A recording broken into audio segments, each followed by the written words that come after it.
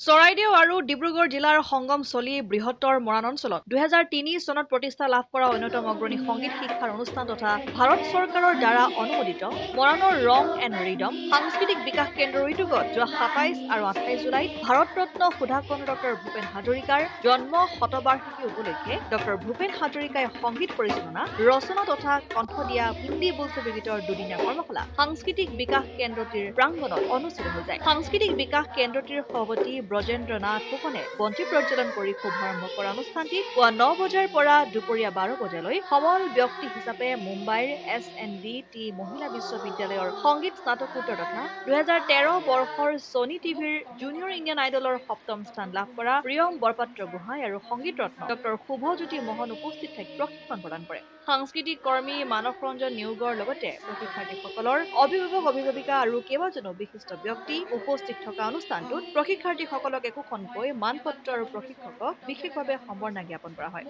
মথুৰাপুৰৰ পৰা ইছলাম আহমেদৰ ৰিপৰ্ট, অসম আদিত্য।